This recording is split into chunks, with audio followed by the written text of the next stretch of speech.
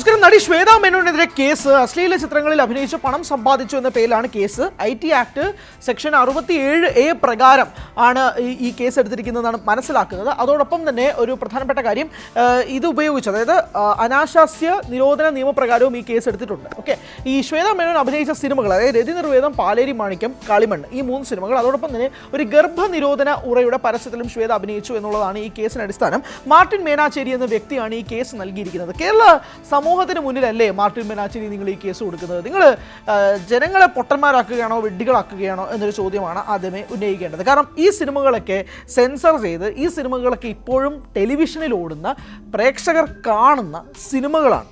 ഈ സിനിമകൾക്ക് അതിൻ്റേതായ സെൻസർ സർട്ടിഫിക്കറ്റ് സെൻസർ ബോർഡ് ആ വർഷങ്ങളിൽ തന്നെ നൽകിയിട്ടുമുണ്ട്. പാലേരി മാണിക്യം റിലീസാവുന്നത് 2009-ലാണ്, രതി നിർവേദം റിലീസാവുന്നത് 2011-ലാണ്, കളിമണ്ണ് റിലീസാവുന്നത് 2013-ലാണ്.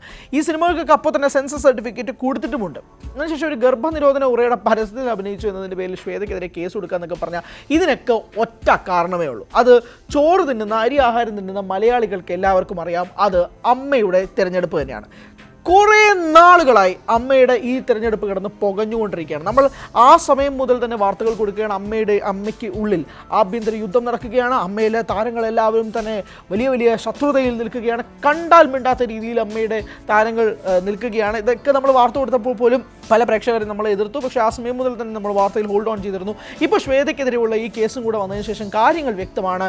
ഇത് ഒരാളെ കൊണ്ട് ഈ കേസ് കൊടുപ്പിച്ചതാണ് എന്നുള്ളതൊക്കെ വലിയ വാദങ്ങൾ സോഷ്യൽ മീഡിയയിൽ തന്നെ നിൽക്കുന്നുണ്ട്. ഇതിനിടയിൽ ഒരു ഫോക്കസ് ഗ്രൂപ്പ് തന്നെ അമ്മയുടെ ഇടയിൽ നടക്കുന്നുണ്ട് ശ്വേതയ്ക്കെതിരെ എന്നതും ഒരു വലിയ കാര്യവുമായിട്ട് തന്നെ നിൽക്കുകയും ചെയ്യുന്നുണ്ട്.